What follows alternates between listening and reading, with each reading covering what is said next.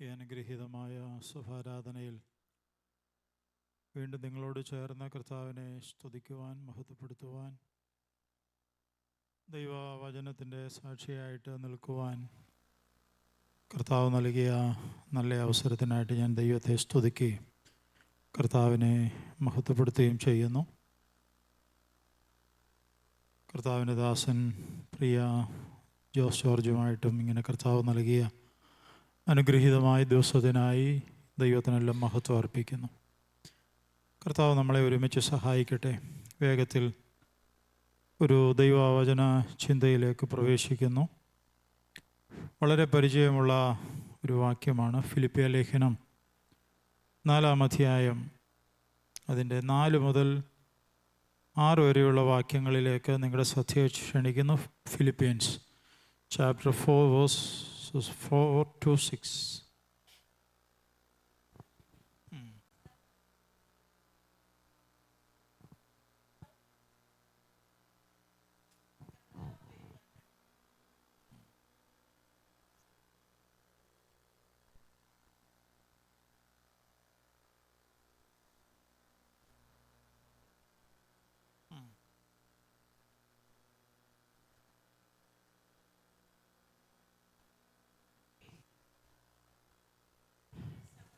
മതി.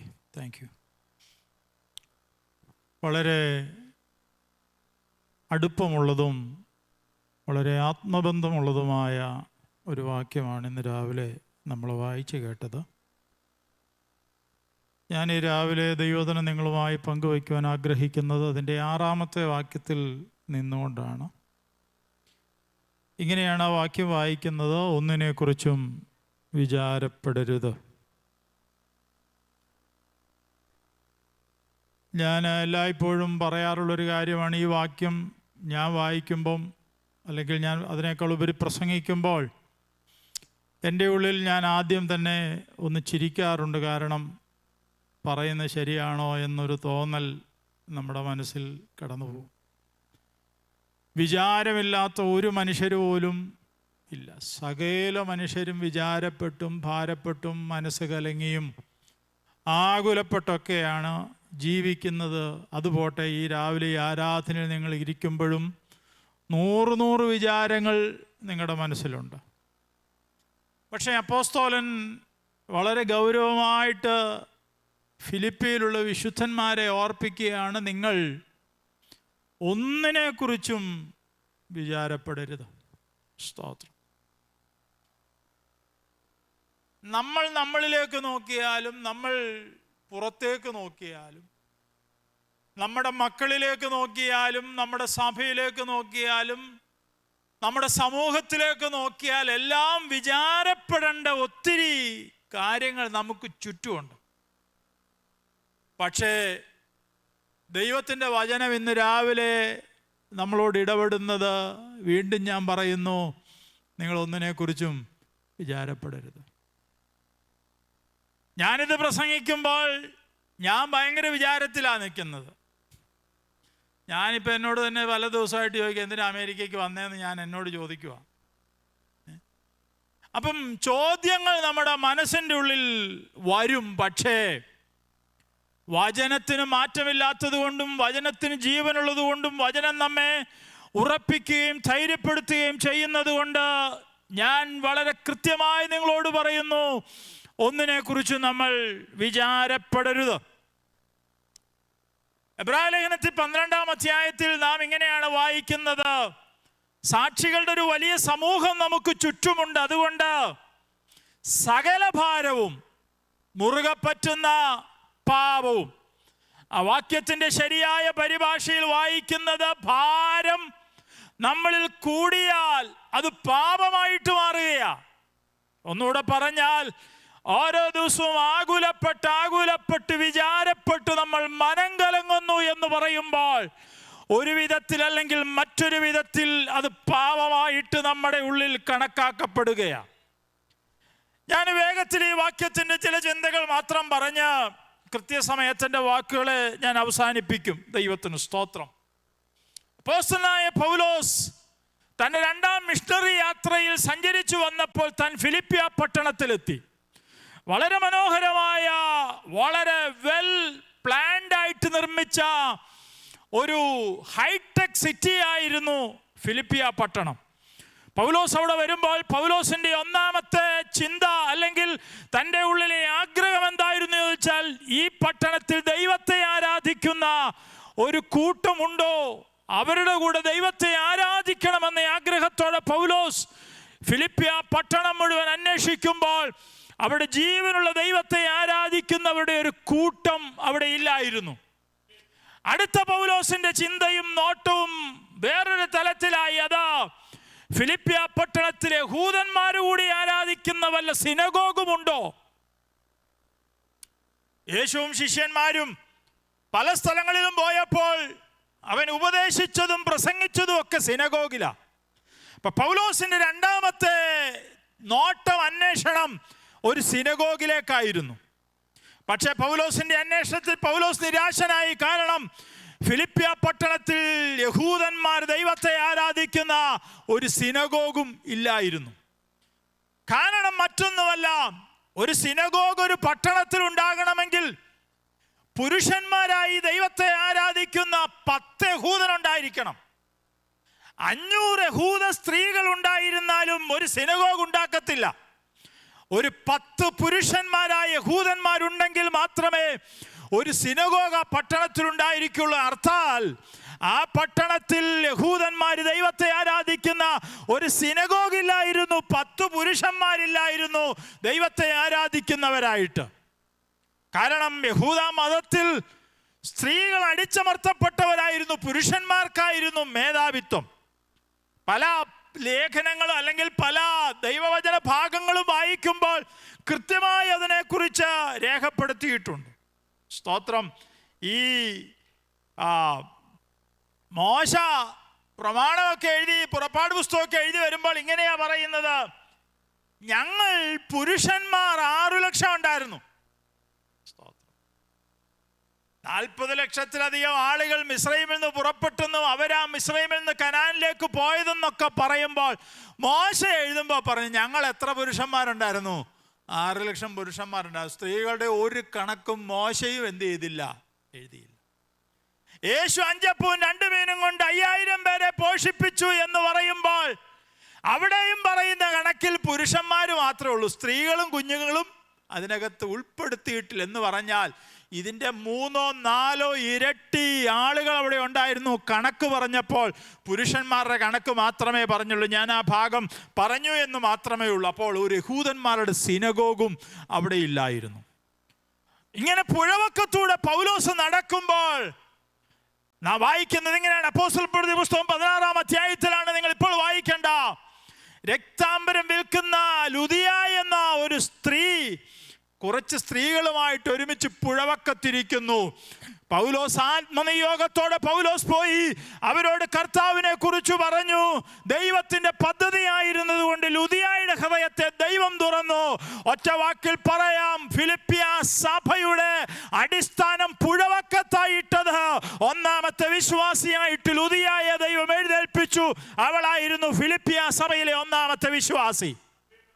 അപ്പൊ പൗലോസ് ഫിലിപ്പിയ പട്ടണത്തിൽ സഭ തുടങ്ങുമ്പോഴത്തെ ഒന്നാമത്തെ വിശ്വാസി ലുദിയ ആയിരുന്നു. ലുദിയായുമായിട്ട് പ്രാർത്ഥനാ സ്ഥലത്തേക്ക് പോകുമ്പോൾ മറ്റൊരാളെ കണ്ടു, വെളിച്ചപ്പാടത്തിക്കാരി സ്ത്രീ.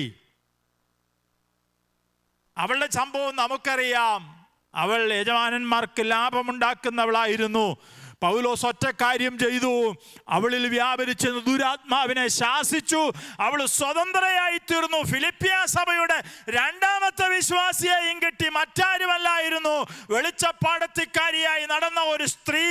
കൂടുതലൊന്നും പറയുന്നില്ല. സഭ പ്രവർത്തനത്തിന് വന്ന പൗലോസിന്റെ മുഴുവൻ സ്വപ്നങ്ങളും തകർത്തടിഞ്ഞുകൊണ്ട് പൗലോസിനെ ജയിലിലടച്ചു. പൗലോസിന് അവിടുന്ന് ഒരു വിടുതലുണ്ടായി.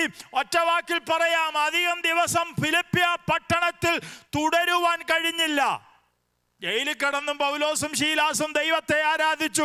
3ാമത്തെ കുടുംബത്തെ പൗലോസിന് കിട്ടി.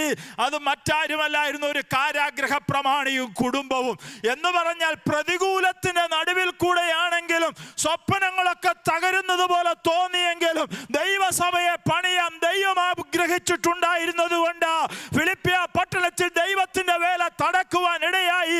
പക്ഷെ പൗലോസ് ആഗ്രഹിച്ചതുപോലെ അല്ലായിരുന്നു ദൈവത്തിന്റെ വേല വളരുവാൻ ഇടയായി തീർന്നത്. ഇന്ന് രാവിലെ ഞാൻ ദൈവമക്കളോട് പറയാ, നമ്മെ പണിയാൻ ആഗ്രഹിക്കുന്ന ഒരു ദൈവം നമുക്കുള്ളപ്പോൾ, നമ്മെ വളർത്താൻ ദൈവം നമ്മെ കുറിച്ച് ആഗ്രഹിക്കുമ്പോൾ, ഒരു കാര്യം തിരിച്ചറിയണം. നാം ആഗ്രഹിക്കുന്ന വഴിയിലോ നാം സ്വപ്നം കാണുന്ന വഴിയിലോ അല്ല ദൈവത്തിന്റെ പ്രവർത്തനം നടക്കുന്നത്. പക്ഷെ ഉറപ്പായിട്ട് ഞാൻ പറയാ, നമ്മെ പണിയുന്ന ഒരു കർത്താവ് നമുക്കുണ്ട്. Praise the Lord. പൗലോസിന് അധികം ദിവസം അവിടെ നിൽക്കാൻ കഴിഞ്ഞില്ല. പൗലോസ് അവിടുന്ന് പുറപ്പെട്ടു പോയി. പക്ഷെ ഫിലിപ്പിയ സഭ വളരാൻ തുടങ്ങി. ഞാൻ വേഗം പറയാം. കുറച്ച് നാളുകൾക്ക് ശേഷം ഫിലിപ്പിയിലുള്ള വിശ്വാസികൾ അറിയുന്ന വാർത്ത, പൗലോസ് സുവിശേഷം നിമിത്തം റോമിലെ ജയിലിൽ അടയ്ക്കപ്പെട്ടു. നമ്മുടെ വാക്യം മറന്നു പോകരുത്. ഒന്നിനെ കുറിച്ചും വിചാരപ്പെടരുത്. അവർക്ക് വളരെ ദുഃഖമുണ്ടായി. സഭ ഒരുമിച്ച് ഫിലിപ്പിയ സഭ ഒരുമിച്ച് പൗലോസിന് വേണ്ടി പ്രാർത്ഥിക്കാൻ തുടങ്ങി. സഭയ്ക്കൊരു ബോധ്യം ഉണ്ടായിരുന്നു, കർത്താവ് നമ്മുടെ പ്രാർത്ഥന കേൾക്കും. പൗലോസ് വിടുവിക്കപ്പെടും. പൗലോസ് വീണ്ടും മടങ്ങി നമ്മുടെ അടുക്ക വരും. അവൻ വീണ്ടും നമ്മുടെ നടുവിൽ ശുശ്രൂഷിക്കും. ഇതൊക്കെ ഫിലിപ്പിയ സഭയുടെ സ്വപ്നമായിരുന്നു. പ്രാർത്ഥന ഒരാഴ്ച നീണ്ടു, ഒരു മാസം നീണ്ടു, എന്തിനേറെ പറയുന്നു, ഒരു വർഷം സഭ പ്രാർത്ഥിച്ചു. പക്ഷേ പൗലോസിന് സഭ പ്രതീക്ഷിച്ചതുപോലെ ഒരു വിടുതൽ കിട്ടിയില്ല. പൗലോസ് ജയിലിൽ തന്നെയാണ്. നാളുകൾ ചിലത് കഴിഞ്ഞു, സഭ മടുക്കാതെ പ്രാർത്ഥിച്ചുകൊണ്ടിരിക്കുക. പക്ഷെ ഒരു കാര്യം, സഭയ്ക്ക് പൗലോസിനെ കുറിച്ച് ഒരു വിവരവും ലഭിക്കുന്നില്ല. ഒറ്റ വാക്കി പറഞ്ഞാൽ, പൗലോസ് ജീവിച്ചിരിപ്പുണ്ടോ എന്നുപോലും സന്ദേഹിക്കത്തക്ക നിലയിൽ യാതൊരു വിവരങ്ങളും അറിയാതെ സഭ പ്രാർത്ഥന തുറന്നുകൊണ്ടിരിക്കുക. പക്ഷേ ഒരു കാര്യം മറക്കരുത്, ഫിലിപ്പിയ സഭ പ്രാർത്ഥന നിർത്തിയില്ല. അവർ കുടുംബങ്ങളായി ഉപവസിക്കാനും പ്രാർത്ഥിക്കാൻ തുടങ്ങി.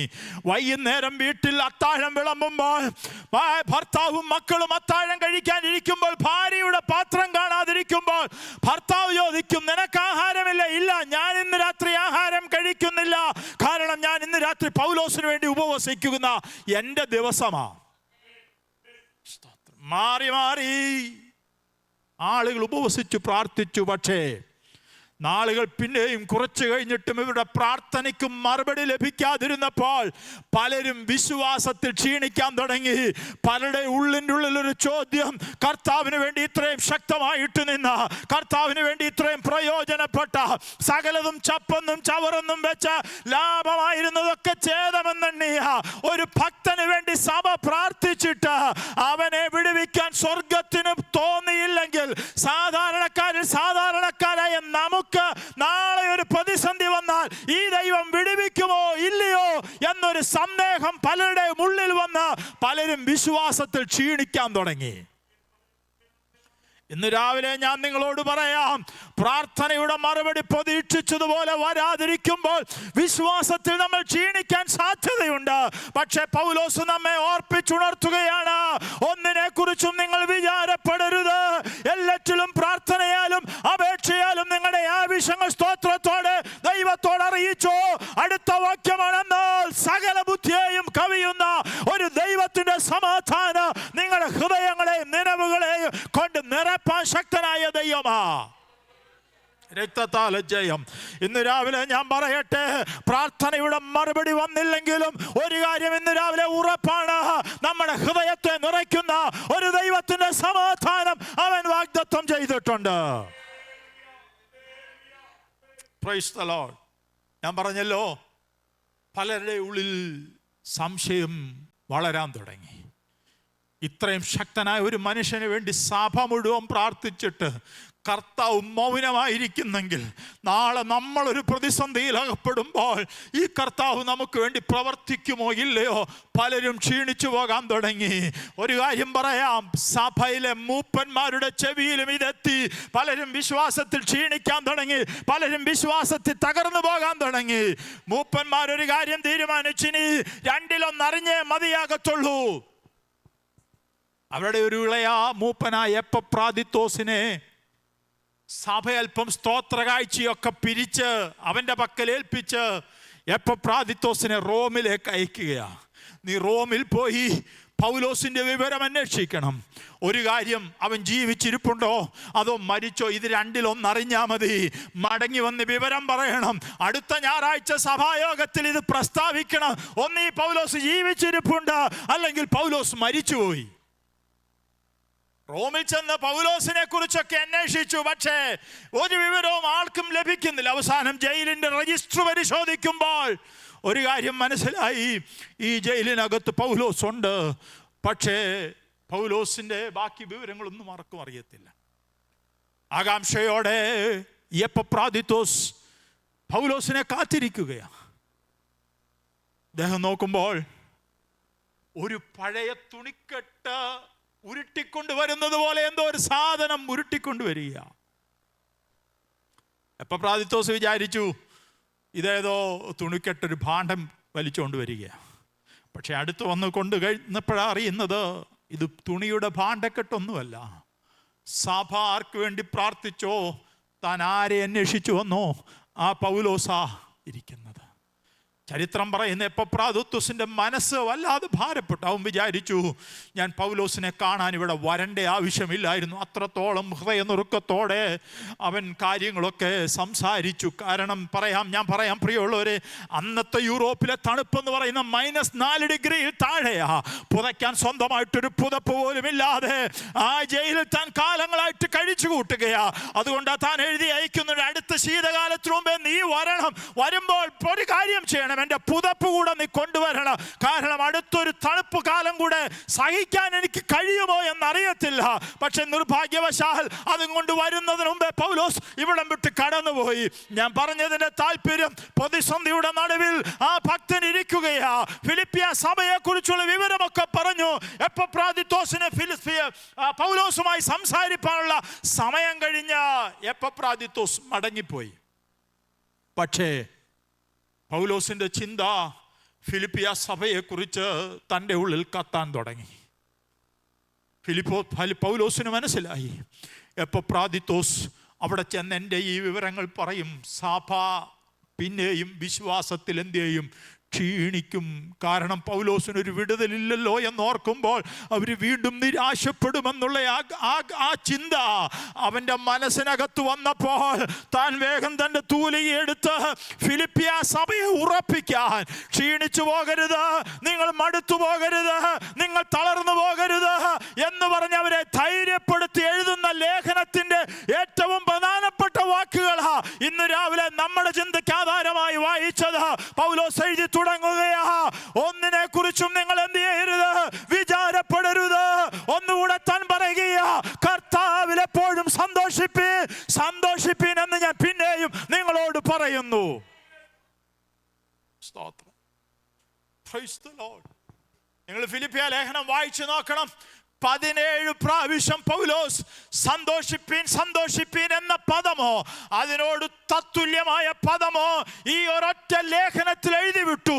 ആരെ ഉറപ്പിക്കാൻ? ക്ഷീണിച്ചുപോയി, തളർന്നുപോയി, നിരാശപ്പെട്ടു പോയ ഒരു സഭയെ ഓർപ്പിച്ചുണർത്തുവാനായിട്ട് പൗലോസ് തൻ്റെ ലേഖനത്തിൽ കൂടെ താൻ എഴുതുകയാ. ദൈവത്തിന് സ്തോത്രം. ഇന്ന് രാവിലെ ദൈവസഭയോട് ഞാൻ പറയാം, നമ്മുടെ വിശ്വാസത്തിൻ്റെ തീഷ്ണതയും നമ്മുടെ വിശ്വാസത്തിൻ്റെ ഉറപ്പും പരിശോധിപ്പിക്കപ്പെടുന്നത് ഒരു സഭാ ഹാളിലല്ല, ഒരു പ്രാർത്ഥനാ കൂട്ടത്തിലോ ആരാധനാ സ്ഥലത്തോ അല്ല. പിന്നെയോ വിശ്വാസത്തിൻ്റെ തീഷ്ണത അളക്കുന്നത് നമ്മുടെ ജീവിതത്തിലെ പരിശോധന ഘട്ടങ്ങളിലാണ്.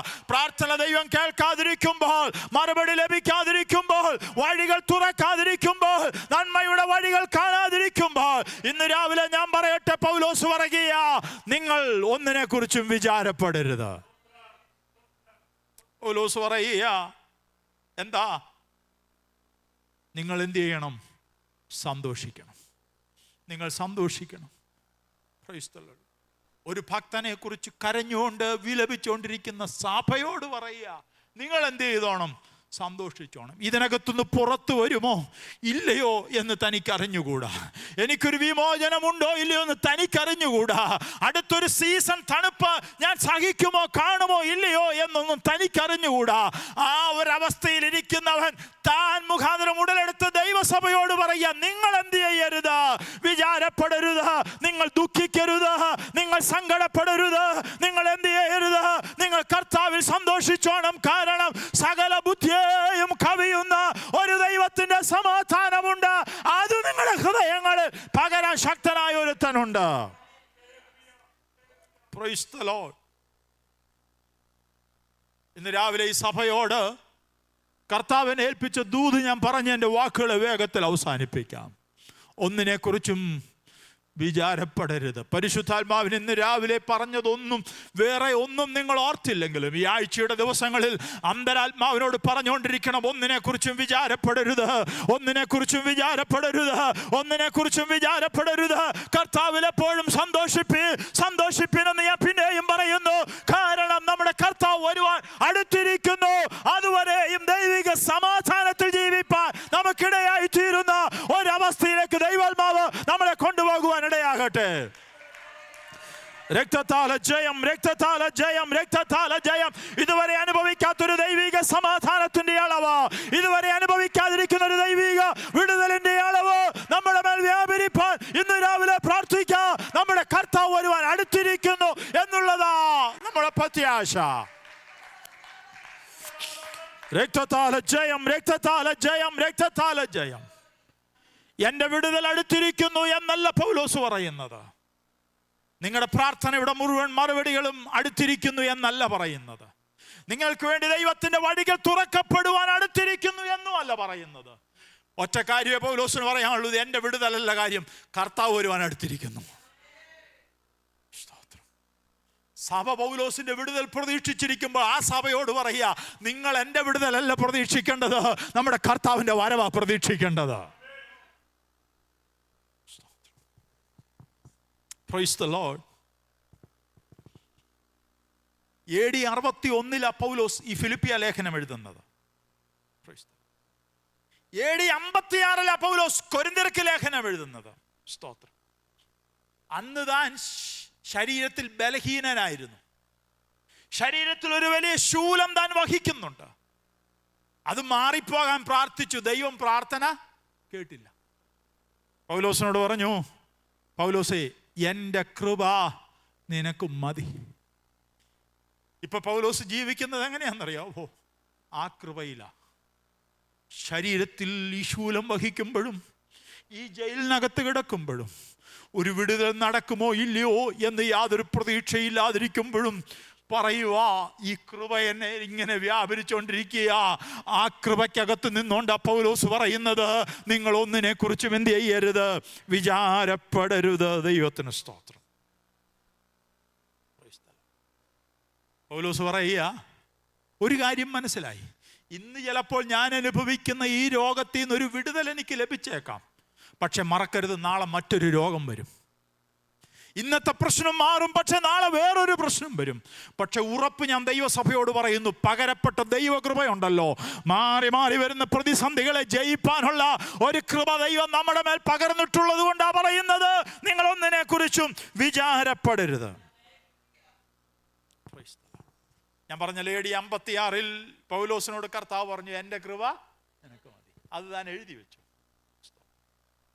AD 57 പൗലോസ് റോമർക്ക് ലേഖനം എഴുതുന്നു.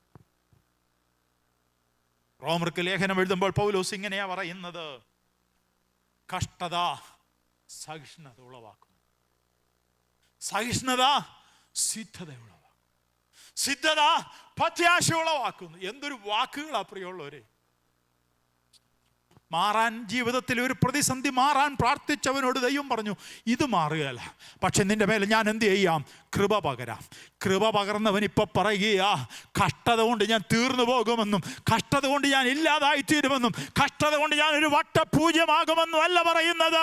കഷ്ടത എന്നിൽ സഹിഷ്ണുത വർദ്ധിപ്പിക്കും, സഹിഷ്ണുത എന്നിൽ സിദ്ധത വർദ്ധിപ്പിക്കും, സിദ്ധത എന്നിൽ പ്രത്യാശ വർദ്ധിപ്പിക്കും എന്ന് പറഞ്ഞാൽ എന്നിലൊരു വളർച്ചയ്ക്ക് ഈ കഷ്ടത മുഴുവൻ കാരണമാണ്.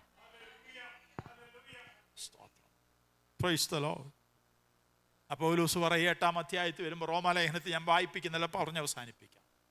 പൗലോസ് പറയുകയാണ്, നമ്മിൽ വെളിപ്പെടാനുള്ള തേജസ് വിചാരിച്ചാൽ ഈ കാലത്തിലെ കഷ്ടങ്ങൾ സാരമില്ല. എന്തൊരു നിസ്സാരമായിട്ട് ജീവിതത്തിലെ പ്രതിസന്ധികളെ കാണാൻ കഴിഞ്ഞു. ആ കൃപയുടെ വലിപ്പം നമുക്ക് അനുഭവിപ്പാനായിട്ട് 8-ാം അധ്യായത്തിന്റെ 28-ാമത്തെ വാക്യത്തിൽ പറയുകയാണ്, എന്നാൽ ദൈവത്തെ സ്നേഹിക്കുന്നവർക്ക്, നിർണയപ്രകാരം വിളിക്കപ്പെട്ടവർക്ക് സകലവും നന്മയ്ക്കായി കൂടി വ്യാപരിക്കുന്നു എന്ന് ഞാൻ അറിയുന്നു. കൃപ അകത്ത് വന്നപ്പോഴത്തെ വെളിപ്പാട് കണ്ടോ? അകത്തൊരു ദൈവകൃപയുടെ വലിപ്പം വെളിപ്പെട്ടപ്പോൾ പറയുക, കഷ്ടതയൊന്നും എനിക്ക് പ്രശ്നമല്ല. കാരണം കഷ്ടത സഹിഷ്ണുതയും സിദ്ധതയും പ്രത്യാശയൊക്കെ എന്നിൽ ഉളവാക്കുന്നതാ. ഇച്ചിരിയും കൂടെ ആ വെളിപ്പാട് അകത്ത് വരും. വെളിപ്പെട്ടപ്പോൾ പറയുകയാണ്, നമ്മിൽ വെളിപ്പെടാൻ ഒരു തേജസ് ഉണ്ട് പ്രിയമുള്ളവര്. അതിനെക്കുറിച്ചാണ് ഞാൻ ഇപ്പോൾ ഓർക്കുന്നത്. ഈ കഷ്ടതയെക്കുറിച്ചോ ഈ ഭാരത്തെക്കുറിച്ചോ ഒന്നും ഞാൻ ഓർക്കുന്നില്ല. അതിനെക്കുറിച്ച് ഓർക്കുമ്പോൾ ഇത് സാരമില്ലെന്ന് ഞാൻ എന്ത് ചെയ്യുക? 9-ാം അധ്യായത്തിൽ വരുമ്പോൾ പൗലോസ് പറയുകയാണ്, നാമോ നമ്മെ സ്നേഹിച്ചവൻ മുഖാന്തരം ഇതിലൊക്കെയും പൂർണ്ണ ജയം. ഈ കൃപയുടെ വെളിപ്പാട് അകത്ത് വന്നപ്പോൾ താൻ പറയുകയാണ്, ഇതിനൊന്നും നമ്മളെ എന്ത് ചെയ്യാൻ പറ്റിയല്ല, തോൽപ്പിക്കാൻ പറ്റത്തില്ല. നാമോ നമ്മെ സ്നേഹിച്ചവൻ മുഖാന്തരം ഇതിലൊക്കെയും പൂർണ്ണ ജയം പ്രാപിക്കും. ഇന്ന് രാവിലെ തോൽപ്പിക്കുമെന്ന് വെല്ലുവിളിക്കുന്ന സകല വ്യാപാരങ്ങളുടെ മേലും ജയം കൽപ്പിക്കുവാൻ കഴിവുള്ളൊരു കർത്താവ് നമുക്കുണ്ട്. ആ കർത്താവ് പറയുക, ഒന്നിനെക്കുറിച്ചും വിചാരപ്പെടരുത്. എല്ലാറ്റിലും പ്രാർത്ഥനയാലും അപേക്ഷയാലും നിങ്ങളുടെ ആവശ്യങ്ങൾ സ്തോത്രത്തോടെ ദൈവത്തോട് അറിയിച്ചോ. സകല ബുദ്ധിയായും കവിയുന്ന ദൈവത്തിൻ്റെ സമാധാനം നിങ്ങളുടെ ഹൃദയങ്ങളിൽ പകരാൻ ദൈവം ശക്തനാ. അവൻ്റെ കരങ്ങളിൽ ഏൽപ്പിക്കാം. ഈ ആഴ്ച നടക്കുമ്പോൾ, ഇരിക്കുമ്പോൾ, കിടക്കുമ്പോൾ പരിശുദ്ധാത്മാവ് പറഞ്ഞ വാക്ക് ആവർത്തിച്ച് പറയുക, ഒന്നിനെ കുറിച്ചും വിചാരപ്പെടരുത്. വിചാരപ്പെടുവാൻ 100 സംഭവങ്ങൾ, കാര്യങ്ങൾ നമ്മുടെ ചുറ്റുമുള്ളപ്പോൾ പരിശുദ്ധാത്മാവ് ഓർപ്പിച്ചുണർത്തി വിടുകയാ. ഒന്നിനെ കുറിച്ചും വിചാരപ്പെടേണ്ട, നമ്മുടെ കർത്താവ് ജീവിക്കുന്നു. നാമോ നമ്മെ സ്നേഹിച്ചവൻ മുഖാന്തരം ഇതിലൊക്കെ പൂർണ്ണ ജയം പ്രാപിക്കും. ഈ വചനങ്ങളെ കർത്താവ് നമ്മളെ അനുഗ്രഹിക്കുമാറാണ്. നമുക്ക് എഴുന്നേറ്റ് നിന്ന് കരങ്ങളെ അടിച്ച്